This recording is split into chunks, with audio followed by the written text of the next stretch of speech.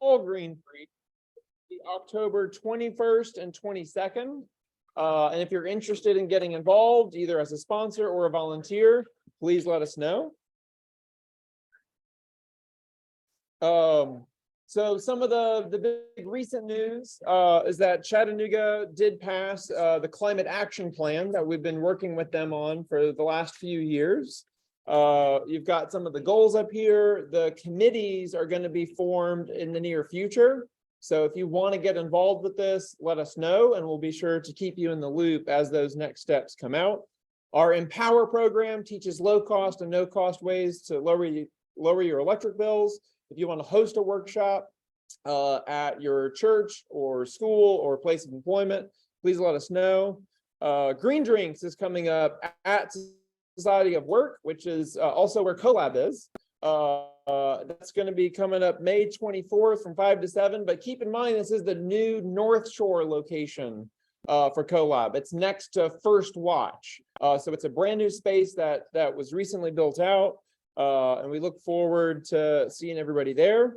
Green Leader, our professional certificate, is being hosted by Chattanooga State Community College now. It's an online 8-week course that anybody can take to learn how to be a leader in your business or organization and help lead the kind of sustainability change that our panel is going to be talking about today.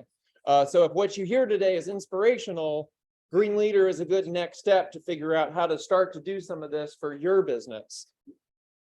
And Green Light is our green business certification. So we help businesses take those simple, practical, affordable steps toward improving their environmental, social, and financial outcomes.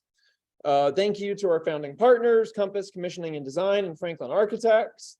Thanks to our top members, Barry and Hunt, Scenic City Solar, Franklin Architects, New Terra Compost, Grace Frank Group, Modus, Rockridge, and Green Strategies. Thanks to all of our members that help make everything that we do possible.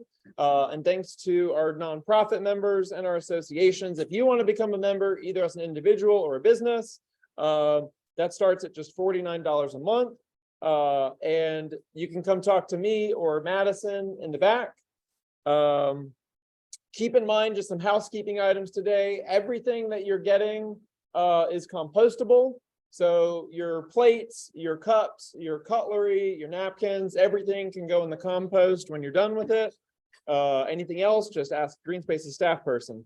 So I'm excited to announce that this Lunch and Learn is actually kicking off CoLab's Co-Mobility Summit, which is a really great event. If you're not already part of it or aware of it, CoLab is going to be focusing their strategic plan on sustainable mobility and logistics.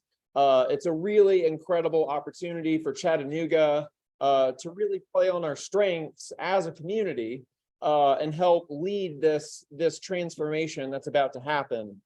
And with that, I'm excited to introduce you to our presenters. So first off, we've got Tyler Cole. So Tyler is the Senior Manager and Sustainability Advisor with Arcadis and is also the host for FreightWaves for their ESG and net zero content, I guess. We've got Nick Cookson, who I'm especially excited to announce because Nick, once upon a time, a very long time ago, was an intern here at GreenSpaces, then came back later in his career as a board member, and is now out in Arizona leading ESG for Knight Swift, which is the largest trucking provider in the country. Hauler. Largest over-the-road hauler in the country. And locally, we've got Matt McClellan, who is with Covenant Transportation or Covenant Logistics.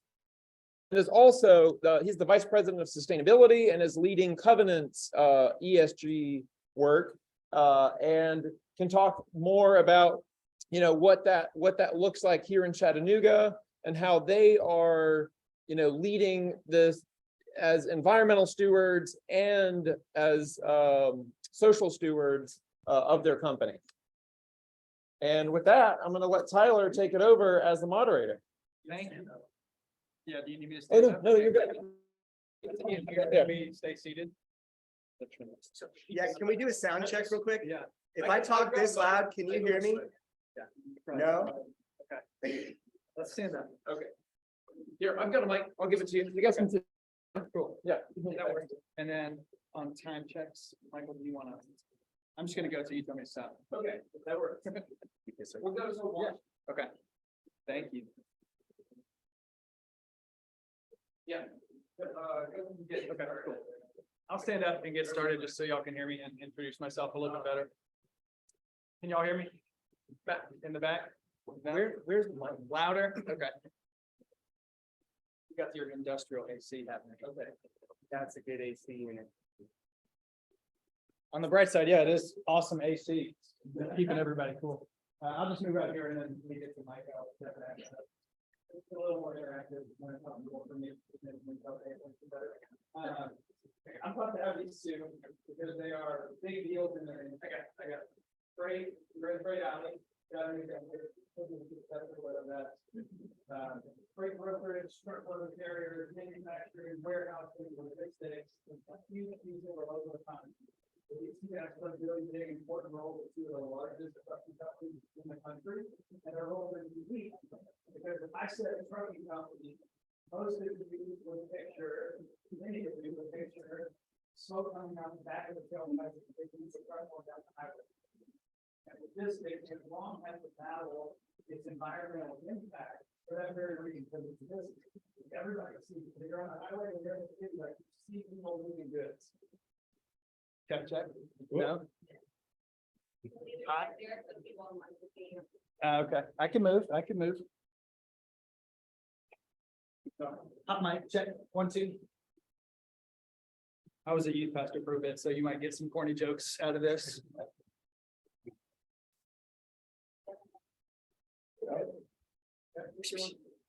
Beatbox from? No, I didn't think so.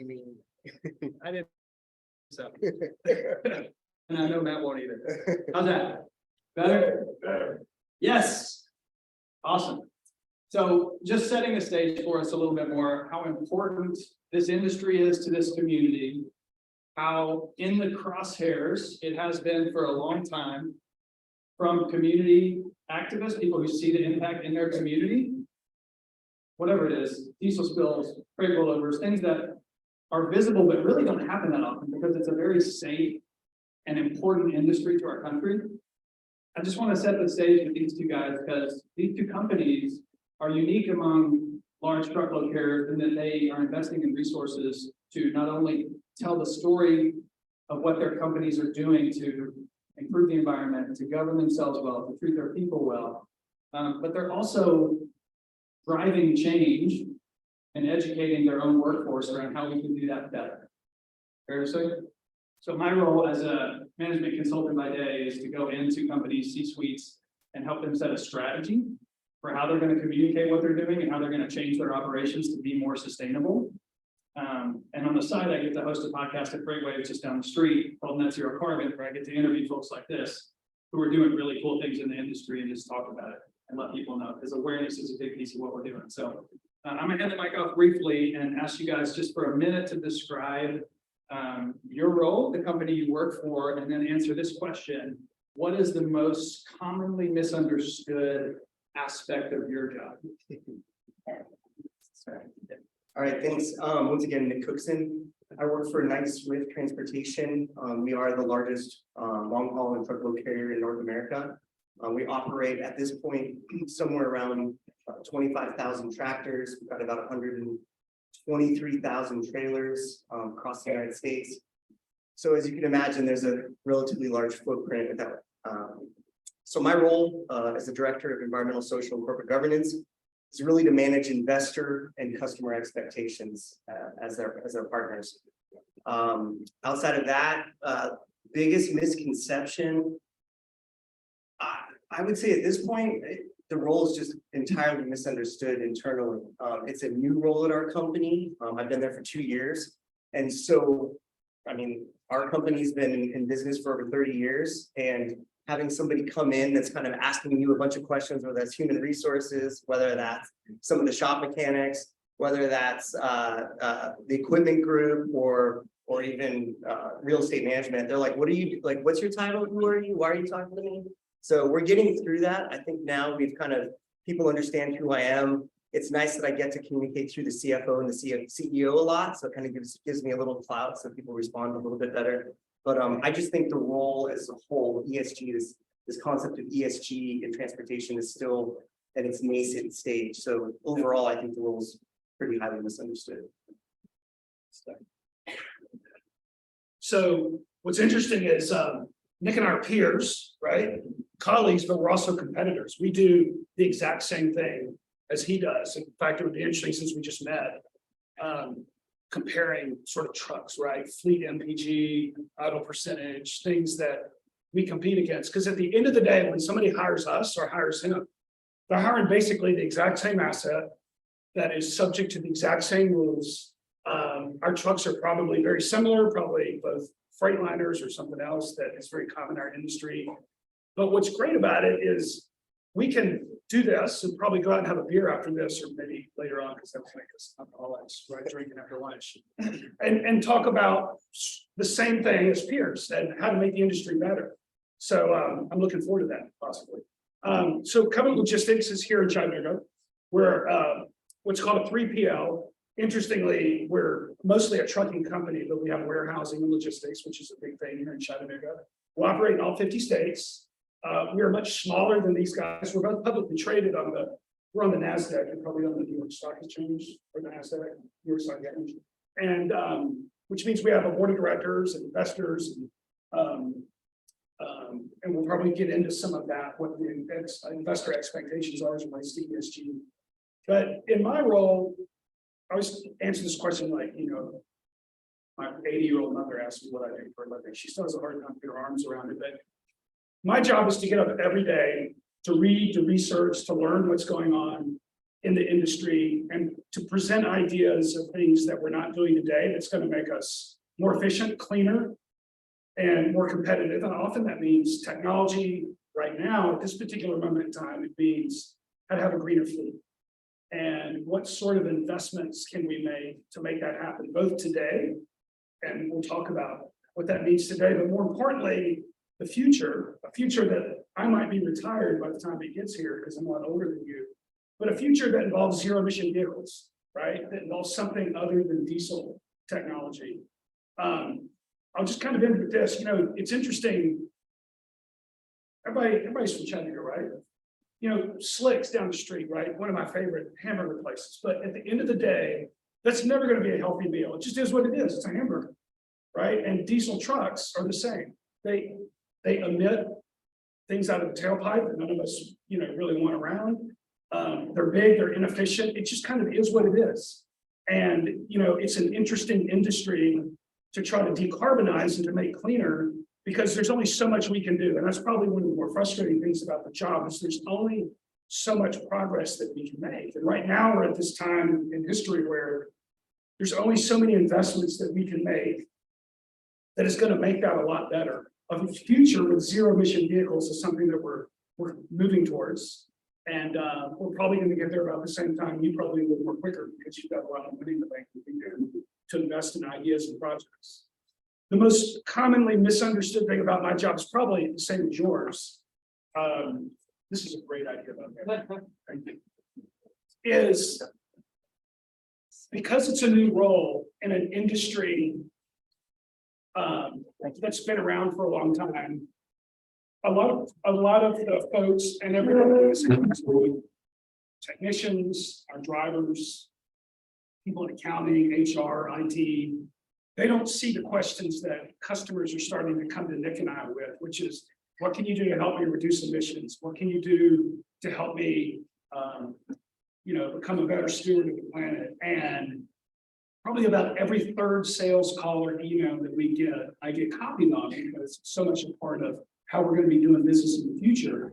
So the average person at Covenant thinks I don't have a job. They think that I just come and go on freightways and speak at a lot of conferences and travel and to do a lot of fun stuff, which I do, don't get me wrong. But I bring all of that back to the company and challenge our board of directors and our leadership to actually do something with it. That's awesome. Super good. Thanks for setting the stage, gentlemen. Transitioning real quick, can I get a show of hands? Who works in logistics? I got a handful. Who drives a car? Okay. We're talking about everything in between, right? So I want to contextualize the space for you guys that, yes, these guys operate big, heavy trucks, and big, heavy trucks, to Matt's point, are super, super hard to get rid of emissions because diesel is a very energy dense, abundant, low cost source of energy for us to move goods that we need to live. So when I think these fleets, I don't think emitters, I think first responders, backbone of the economy. How do we help these companies position themselves to still be here in 2050 in a net zero future after the energy transition? And that's a really hard mind space to get in when we have status quo, existing assets, existing fuel sources that do the job and do it effectively and efficiently. But that's my job as a consultant, is to think more blue sky, to come in and say, what are the things we can be doing today? How should we be training and educating our young people to think differently and to find other ways to deliver goods more economically with lower emissions? And then making sure that I relay that to these guys and they're driving change internally, right? That's the challenge that I think. So setting that stage, we talked about investor pressure. We talked about, I think, customer pressure. Everybody wants net zero, but few people know how complicated and complex the supply chain is and how many different hands are involved in every single thing. Getting this plastic cup here has probably thousands of miles traveled, tons of energy put into producing it, hundreds of suppliers, planners, product designers, delivery men, warehousemen, workmen, customs, filing, paperwork, tax, like the thing that it takes, the work that it takes to get something this small here for us to enjoy is massive, and we take it for granted. And so I just want to set that context that I think these guys have the hardest job in the world because they need to keep momentum and keep investors satisfied, but also try to move the ball down the field a little bit, given it's expensive to buy electric trucks today. We don't have some of these other future looking solutions, like there's not a hydrogen fuel station across the street that we can pump into our car. But we got to do the work of thinking through how we get those things involved. So Hey, let me add one more thing to your thought. okay, add one thing and then answer the question, where is the pressure coming from, like specifically, and contextualize that for this group, maybe from a consumer frame of mind more than you can drive it home to consumers. I think that would be helpful.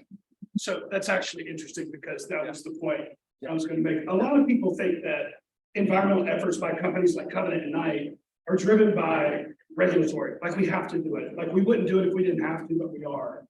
And what's interesting in this, that's a long essay that you could write and talk about. But at the end of the day, there's a lot of things that both Knight and us have been doing for a long time, above and beyond what OSHA, EPA have been asking us to do. You know, this idea that companies are bad and only can do things when they're required to do so probably was very true at a point in the past. But I think that newer companies now, the type of people that we hire, it's important to them that they know that we're making efforts, that we're making gestures, not empty gestures, not Earth Day t-shirts on Earth Day and, you know, volunteer opportunities at local sort of things that we can do to sort of feel good about ourselves, but really making a difference, really making sure that a lot of the sort of corporate goodness is authentic.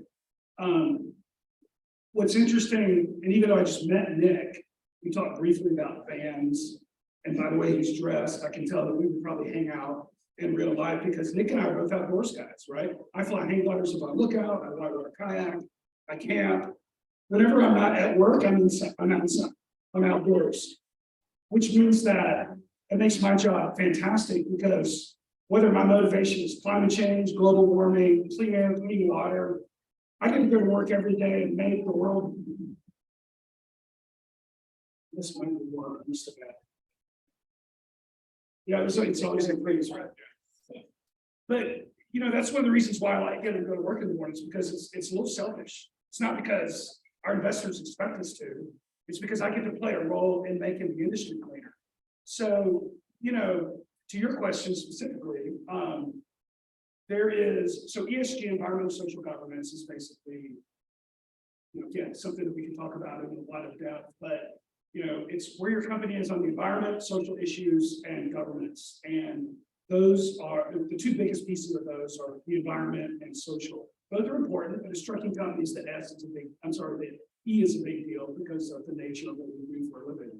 And so there's this idea of ESG investing. So typically, traditionally, investors, whether it's individual stockholders, probably like people here in this room, or larger institutions like mutual funds, BlackRock, large investing institutions. It used to be they made decisions about who to invest in based on earnings per share and PE ratios and EBITDA and stock price. And while that's still true, they're also looking to make decisions on other types of things as well. Where does this company stand on the environment? How do they compare? Like if I'm looking at Coke and Pepsi and I'm looking at their stock price, I might actually look at their ESG position as well. In fact, Nick will talk about this a little bit because his company's involved with it. It's Sustainalytics is sort of this metric that a lot of financial institutions use to compare companies against each other in terms of their ESG goodness, I guess, for lack of a better word. So, Tyler, to your question, we're getting push from investors as a publicly traded company. We're getting pressure from customers, but we're also just doing it because it's the right thing to do. And I know that sounds a little cheesy. I'll let you comment on that a little bit because, people don't typically associate corporations for doing the right things for unusual reasons. But there's this expression, doing business good and doing business well is mutually exclusive. But I don't buy that. Yeah, I'll just kind of mimic exactly what Matt said. I think the drivers are definitely the investment community and our customers. I mean, that's what transforms manufacturing. That's what transforms industries. Just name an industry and it's transformed typically by who's relying on returns or investing in that company and who's getting products from that company and what's their voice. So with transportation, if you think about, actually scratch that, if you think about investment, lots of long-term pension funds, I know that word's becoming kind of archaic, but they still exist. Long-term pension funds look for sustainable investments. They're not looking for short-term gains. They're looking for long-term returns so that they can pay out their pension funds. So climate information is excessively important to long-term strategies for financial investments. And we get a lot of pressure, and that pressure is continuing to mount, led by companies like BlackRock. In fact, we're meeting with them soon to talk about our climate strategy.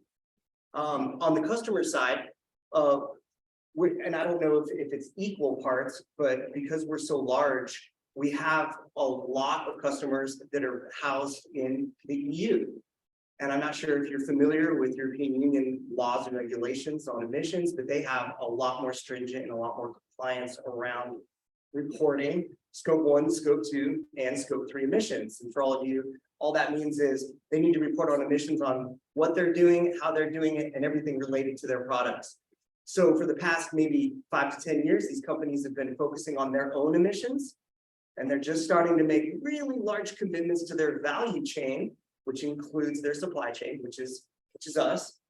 And so because they're making bold claims on their scope 3, they have to validate these.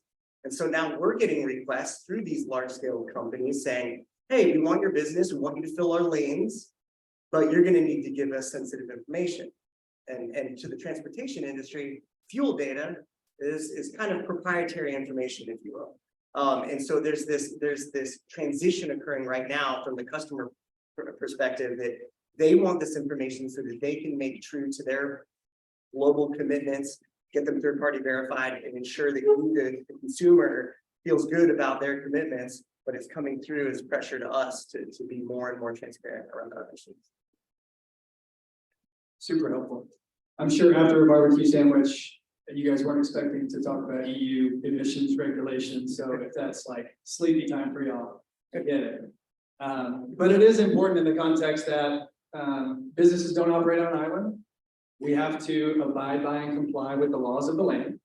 Here in the US, these guys have specific laws they have to operate under as far as how clean their trucks are when they're on the road. That can vary by state or region.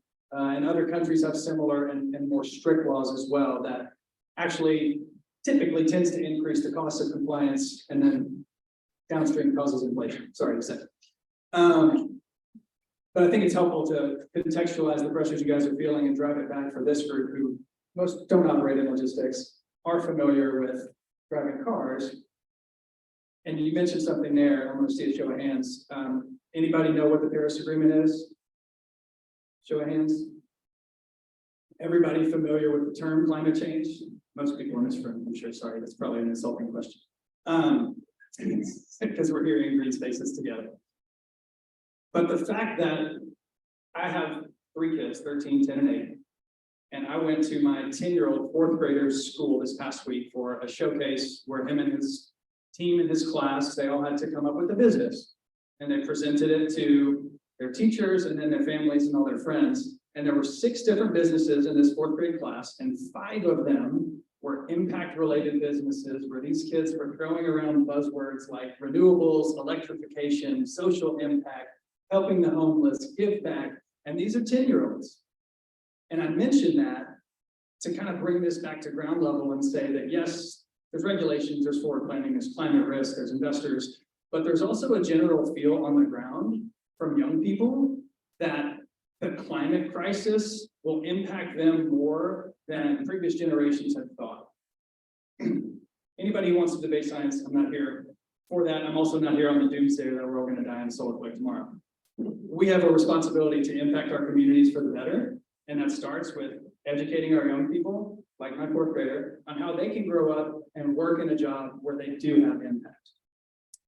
So using that as the frame, you guys have mentioned some investor and customer pressures that you guys are feeling, knowing that this is not just a plan for a short-term quarterly report, but we're trying to think long-term strategy for our companies. How does that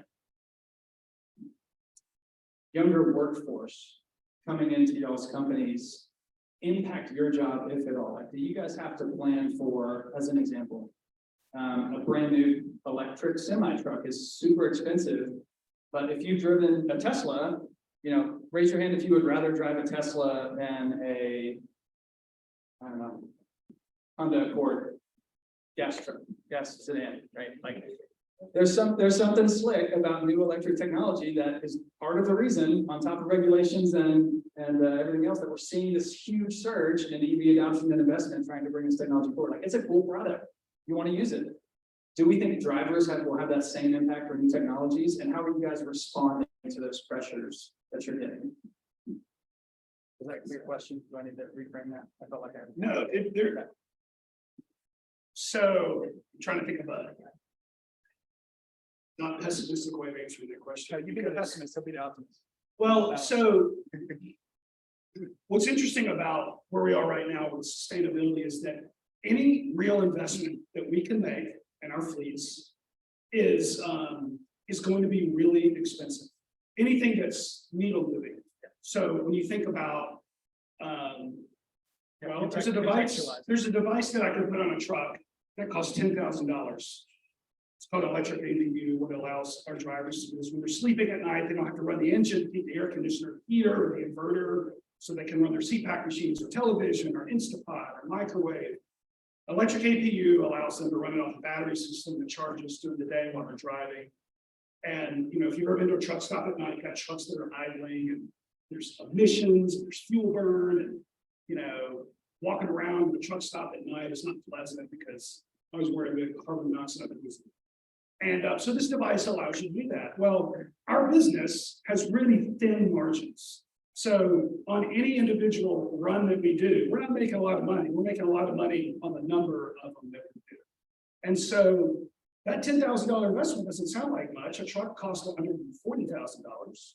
Your trailer costs about $60,000. There's the driver and all the back office stuff. But we have to bake that cost into the price of how we charge for what we do. And if we can't do it, we'll lose money on it, or we'll choose not to make that investment because we just can't get a payback off of it. And again, I know that sounds very capitalistic, but when you turn the volume up, that's a $10,000 investment. An electric truck, which by the way only goes about a tenth the distance that we needed to go on any given day, costs 3.5 times the price of a regular truck.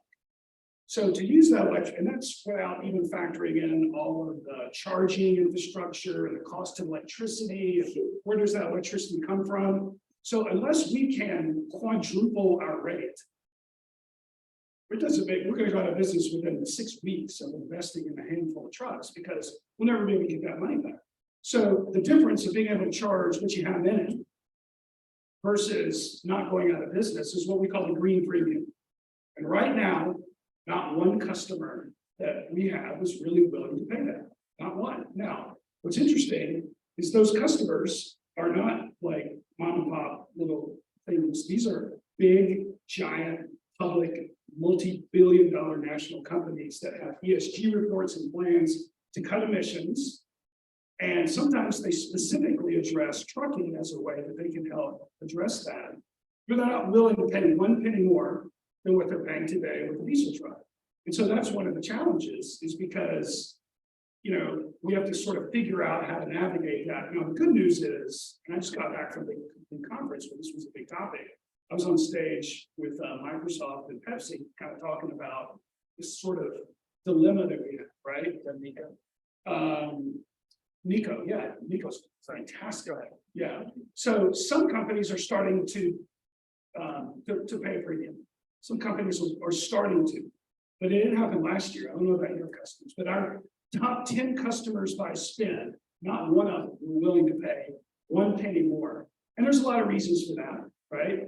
There are people that procure trucks or procure capacity on trucks that Nick and I both represent. And the sustainability people are in different parts of the company. They don't talk to each other. They're incentivized on different things.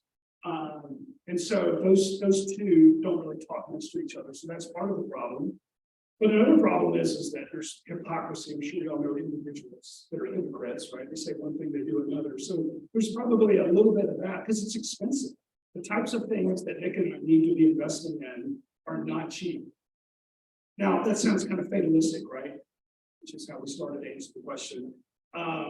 We're starting to do some things to build expertise in areas where eventually those prices are going to start to come down. And we work with certain customers that are willing to partner with us on pilots and things that are, if it works out, then they'll start working with us we'll do a little open book arrangement. They'll see how much it's costing us to do something, and we'll start adjusting our pricing accordingly. But right now, that's that's sort of a big dilemma. And I know you're nodding your head because you and I walk in the same shoes. You know, in fact, Nick and I have the same customers. I bet my top 10 customers are also in his top 20. Does that make sense? Yeah, no, I mean, I'm pretty much gonna mimic a lot of that. I won't repeat it. It's just, we know how the economy works. There's very low margins in making money in most industries. And so when consumer demands, well, here's this new idea, this new technology, why don't you just do it?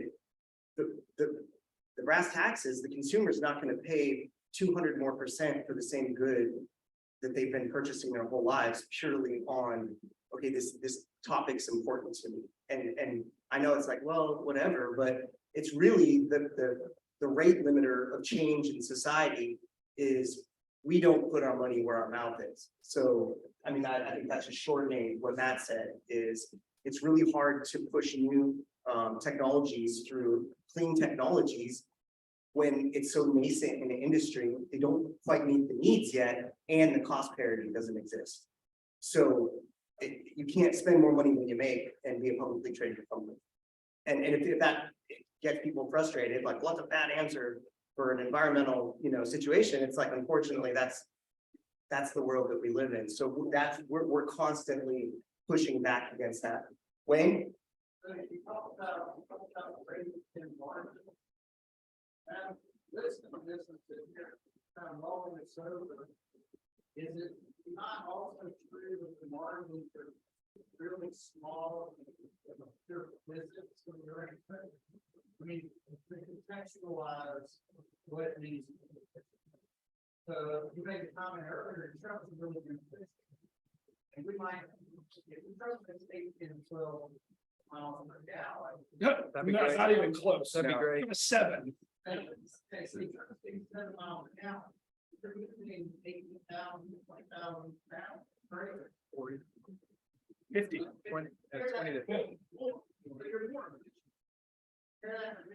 My 35 miles per gallon car, but I'm only doing 165. And suddenly it goes more efficient, right? I'm gonna repeat it. Actually, pretty darn efficient. And when you think of that, about that, like PPU per pound per mile. Since you're already pretty efficient, I'm gonna bring you out track to the cost of the bill. Like, that means that the gap, possibility to make improvements in that rate stay pretty narrow when you start. That's, So if I could repeat that just for the online audience as well, let me make sure I've got the question correct. How big is the gap in fuel efficiency and therefore emission and energy usage between different types of transport modes? Like a passenger car, as an example, gets 35 miles per gallon, but just, weighs a few thousand pounds and carries its occupants, compared to a large Class 8 truck that weighs 15 to 20, carries 60, and gets 7 miles per gallon. Ever, it's super loud. Yeah. right. Yeah. Activated the Maxwell train. Yeah. That's a theoretical, physical minimal. It's still out there. Yeah, getting to zero is the challenge, and progress over perfection should be the goal of everybody on this stage, and even the customers do evaluate that in a big way. So customers today have a choice between using the service of a truckload carrier or putting something on the railroad, but there are trade-offs.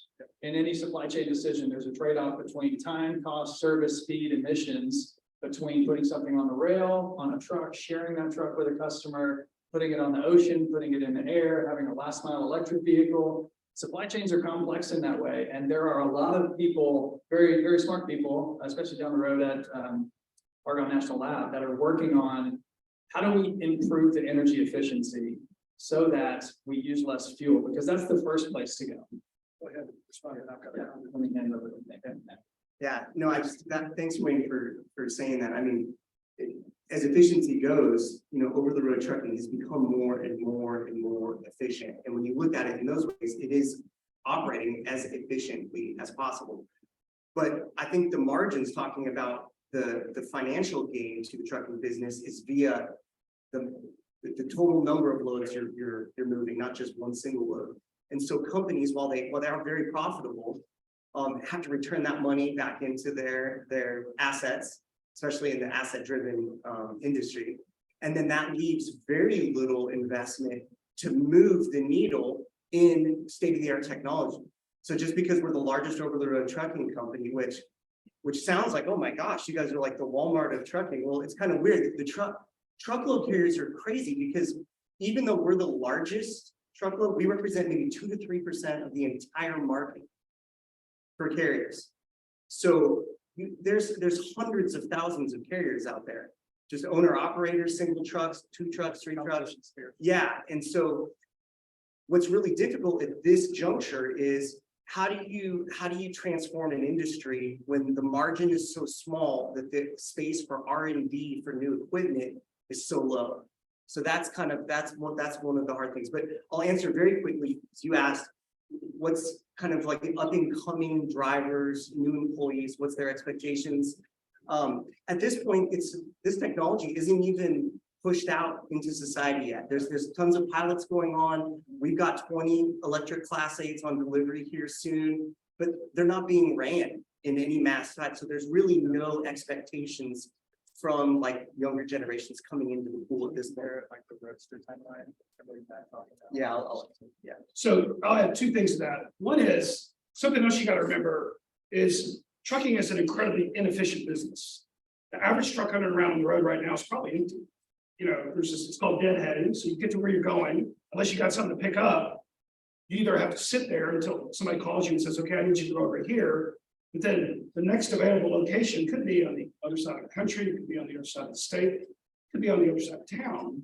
So because we operate independently as independent companies, because that's the way it works, there's also an incredible amount of inefficiency. And so it's interesting a lot of the technology out there right now is trying to figure out how to make that space better. I'll give you an example of something that's happening right here in Chattanooga. There's this new little startup called Repower. Has anybody ever heard of it? It's a couple of nodded. So Repower is a bunch of really young guys that decided there's too many trailers sitting around not being used. There's what's called a trailer shortage, but if you were to drive around, fly around Chattanooga, there would be giant, fields full of trailers at different warehouses around. So what these guys want to do is figure out a way to say, hey, Covenant, if you got any trailers in Minnesota, we need 30, we need a trailer, we need 5 trailers for 30 days. We'll give you $1,000 and we will deliver that trailer to wherever it is that you need it delivered when we're done with it. Because, we do a lot of things called trailer loops. So we'll have 20 trailers in Texas, but we need them in Mississippi. So we got to send trucks down to get the trailers to move them empty to Mississippi.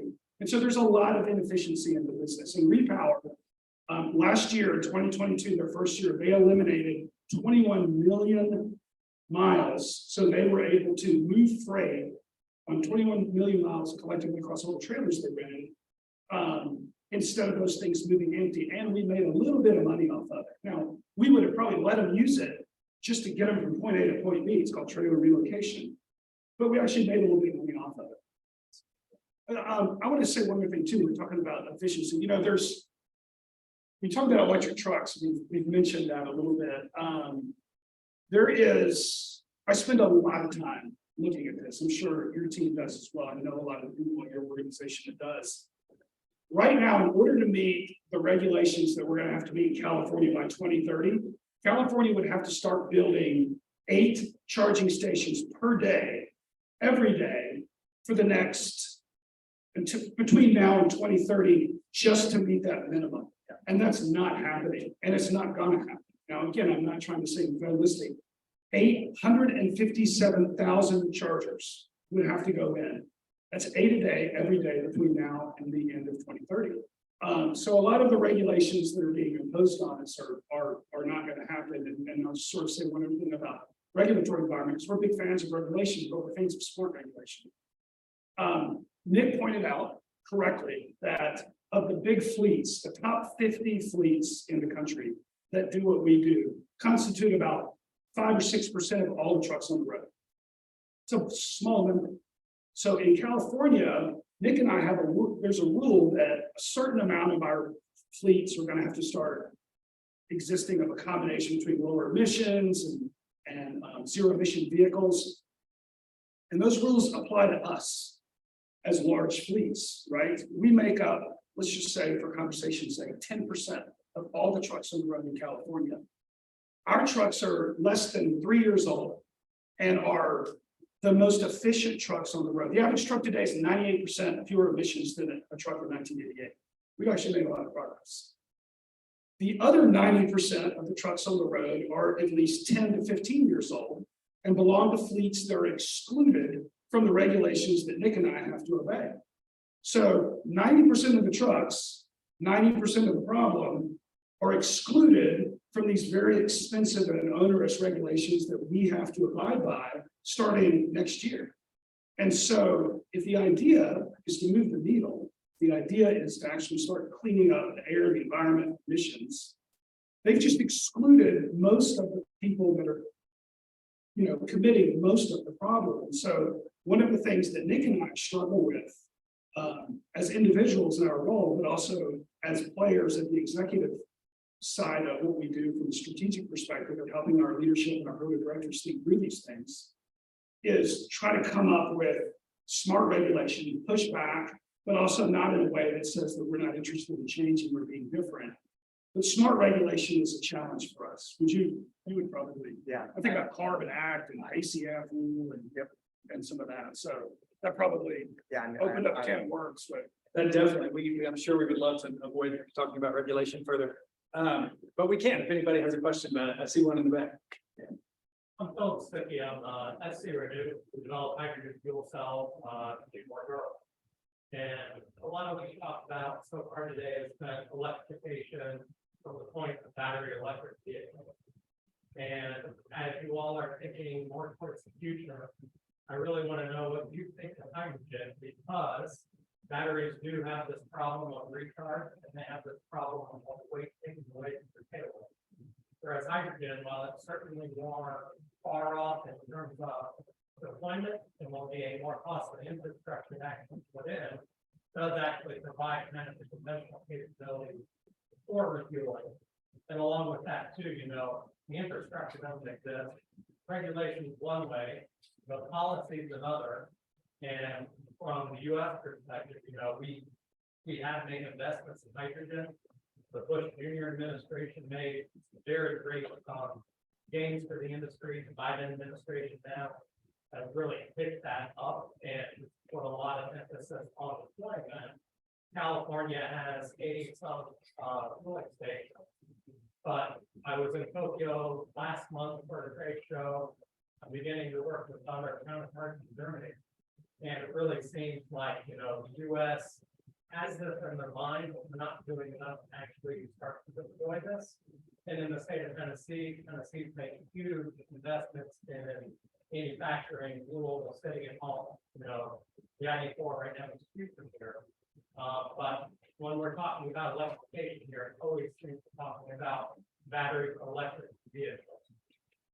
Great question. I'll repeat it for those online as well. You know, where in the conversation, if we're focusing on new technologies, does hydrogen fit in? Battery electric tends to dominate. It's where we've seen the bulk of investments coming in on the back of a lot of the new industrial policy that's been enacted during Biden's time in office. Hydrogen is a big question for trucking fleets. I'll give you my perspective and then hand it over to you guys. But when we're advising clients, not just trucking companies, but rail operators, hydrogen seems like a silver bullet in many cases because it is zero emission when you combust it. There is fuel cell technology that's proven available, but it does have pretty substantial downsides in that it's not very energy dense. It's difficult to transport in pipelines. It's more likely to potentially escape more than methane. And despite the, I would say, global interest in hydrogen, you mentioned Tokyo specifically, lots of countries are seeking to displace imported fossil fuels, and hydrogen seems like a great opportunity for them to do that. And they're exploring different ways, whether that's in liquefied hydrogen, whether that's with ammonia as a carrier, whether that's to methanol.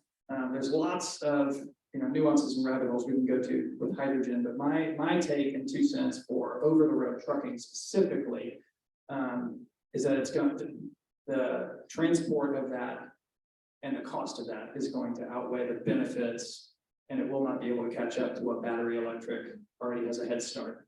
Now that's a crystal ball that I wish I had because I'd placed some investment bets, but I don't. So that's based on what I've researched today. I'm curious how you guys would respond. Yeah, I don't have a lot to say about it. I know that Knight just deployed its first hydrogen electric hybrid in California in a 1-year pilot program. So I don't have enough conclusive evidence to make a statement, but I do know that there's anecdotal evidence around some of the benefits potentially with some distance issues that electric's dealing with now, solely electric, but having hydrogen electric hybrid, you can kind of have a power source to extend your range for electric. I want to qualify my statement real quick. I felt like that was a strong stance. I want to qualify everybody, and then I'm talking about gaseous hydrogen being transported and refueled at stations, whether that's compressed. I think that's probably a more difficult road for hydrogen to fill that gap than some other sectors that might produce data. So I do spend a lot of time on this. You know, when you think about it, the only truly disruptive options for trucking is alternative fuels like renewable diesel, CNG, LNG, electrification, and hydrogen. That's it. There's nothing else. There's no flux capacitor on, there's nothing else that's out there today, theoretically. And so the problem with electric, even after you get past where's the electricity going to come from, which is again a topic for a whole nother conversation sometime. Well, we can have SPAC sometime and we'll have that. Maybe get a TVA guy up here too. We'll talk about how much electricity is available. But the distance of an electric truck is best case scenario 300 miles. We drive 600 miles a day in our individual day cab, sometimes 7. In our team trucks, which is where we have 2 drivers in the truck, we can get up to 1,400 miles a day. There's no electric truck, and there's nothing on the horizon. the closest thing that's gonna get a fleet like ours where we're going is a hydrogen truck. And, the range of that is, 4,500 miles. I've seen, the more hydrogen, the more, the more distance you can go. What a lot of people forget is a hydrogen truck is an electric truck. It's just that you have a smaller battery and you're creating electricity on the fly through a process called electrolysis and this thing called a fuel cell. We've actually spent a lot of time looking at it. We're going to be testing one later this year. Hydrogen is not without its problems. There's a supply problem, right? Because hydrogen can be really expensive to make. Because at the end of the day, what people want is renewable hydrogen, which is hydrogen that was made from electricity that came from a renewable source, not from a coal plant. So a lot of times people will ask, how I want to electrify or I want to put hydrogen in a state, how much is that going to cost? And my response would be, well, which state are we talking about? Because different states have higher levels of renewable energy availability than others. If I was in West Virginia, probably not a good idea. If I'm in Washington State or Oregon, probably a much better play. There's 9 colors of hydrogen or 8 colors of hydrogen? Hydrogen comes in different colors depending on how you make it. Some of it is more sustainable than other ways, but ultimately what everyone wants is renewable hydrogen. And so the availability of renewable hydrogen at scale across the country is very limiting right now. Hopefully organizations like on the supply side, I just got back from a conference in California last week. There's a lot of money being spent on it. The new IRA bill, the Biden's infrastructure bill is going to have some dollars there to help build that out. And so, we're going to start, seeing more of that. But to your point, for me as a long haul trucker, hydrogen is where my money is going to be. I would rather not do electric because my runs are more than 150 miles a day, but that's just because of the type of trucking company that we are. Right, and just, just to be clear, we got a couple more minutes. I'll just say, at least my organization doesn't see like a silver bullet. There isn't, because you've got a drayage operation. So as goods come into ports and then you move goods from ports to warehouses to transfer stations, electric goes really well in those spaces, exceptionally well, because you're moving on short distances. We do the vast majority of our revenue comes through long haul operations. So electric at this point is not the silver bullet for long haul operations. Super helpful. We got time for a few more questions here. A lot of transportation, how much y'all interfaces with railroads? So we do roughly, I think about 6 to 8% of our revenue goes through the intermodal aspect of it. And that can fluctuate. There's a slightly more complicated answer to that, given that the railroad system is owned by so few companies, and so rates aren't as negotiable. So there's some financial aspects that make it somewhat difficult if you haven't invested a lot of your business in that space. But that's a space that we continue to increase upon based on pressures from reduced emissions from rail as well. Yeah, so for those of you who don't know, if you've got a truckload of stuff between Chattanooga and LA, you can do one of two things with it. You can put it in one of our trucks or one of his trucks and drive it there. And on our truck, expedited truck, you can get it there faster because sometimes we have 2 drivers in the truck. So, one driver sleeps, one driver drives, and you can get there quicker. Or you can drive it from here, say 100 miles away, put it on a rail car, and then that takes 3 or 4 or 5 or 6 days to get to, say, Phoenix, Arizona. And then you would then pick the trailer, you would then take a day to get the trailer off the train, put it on your truck, and then drive it to its final destination. So typically that can be a cheaper way to move it. It's just going to take you 3, 4, 5 times longer to do it. Rail has its place. There's a company, one of our competitors, JB Hunt, that's what 30% of their revenue. They've gotten really good at figuring that out. And if you're not in a hurry, rail, it's called intermodal, right? It's different modes of transportation, intermodal.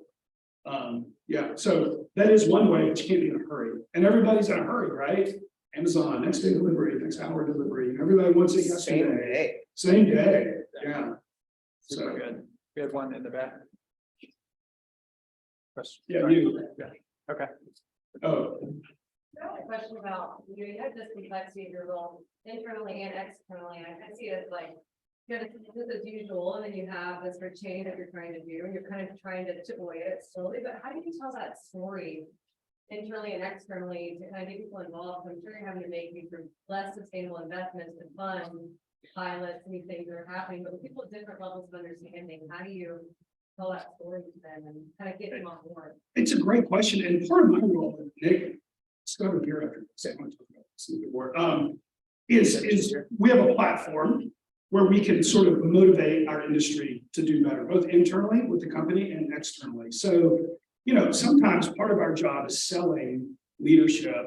You know, this is expression. I don't know. I try to be politically correct. I don't know if this is maybe by upset, but it's called pale, male, and stale. It's a bunch of old white men running trucking companies. Just the way it is. You know, it's pale, male, and stale. Does that make sense? So, you know, and they're not always the most forward-thinking people. You know, in the room, they say, when my daddy started this trucking company back in 1942, you know, we did it like this. And those are the attitudes that we have to change. You know, and so part of my job is to present things in a way that is going to be motivational. I know we just got a second. I would just say one last thing. So there's this technology right now that we're thinking about investing in. It bolts onto the back of the truck and potentially will, it's direct carbon capture. It will absorb 95% of the carbon out of the tailpipe, store it in liquid form, and then we can sell it to concrete companies. It's really out there, and it probably has a good chance of working. When I pitched it to our leadership, he looked at me and thought I was bananas. And I was like, no, seriously, I showed you pictures, I went up, I visited, I flew up, I met the entrepreneur, and it's a really exciting technology. It might work, but the optics of it are really good, and we want to be affiliated as the kind of company that's exploring and investing in these things, but trying to get him convinced that it wasn't snake oil, because there's a lot of snake oil out there. It's tough. What's your experience? Yeah, I was just gonna say something real quick. You focus kind of on the internal battle. The external discussions, they differ slightly between the investment side and the customer base. Investors really just want to know that you're investing in future looking technologies. As long as you can walk them through what you're doing, what you're finding, they are content. Customers, because they're driven by their customer base, are a little more pushy, like, what you need to solve this for us right now. And like Matt said, it's like, well, we can't solve that problem on our own. And so that's where there's a little bit more complicated conversation.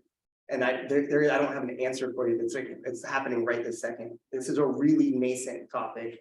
And we know transportation in North America is the largest emitter of greenhouse gas emissions, somewhere around 27%. So we know that the lens needs to be on the transportation industry, but the heavy pressure only started about 5 years ago. And typically in the aviation sector, because it's forward facing to you and me. Transportation sector, we're a B2B company. You don't see ads for Knight and Swift. You don't see these ads out there because you're not buying our product. We're just supporting the products that you buy. So Yeah, great. Super good. We hope that was informative for you guys. Thanks for sticking with us. I know we covered a lot of ground there. We probably got a few more questions, but I think we are wrapped for time. So maybe we'll end this so that we can just hang. But yeah, if people want to, Yeah, you know, I'm chat free. We'll afterwards. stay around for your questions. Thank you guys Yeah. for your time and attention. Thank you all. Thanks everybody for coming out. If you have questions about the rest of the mobility summit, Tashia, will you raise your hand? So in terms of what's next for that, you can talk to Tashia and where to go. But at least as far as green spaces goes, we hope to see you at Green Drinks and at our next event. Thank you for coming out. Hopefully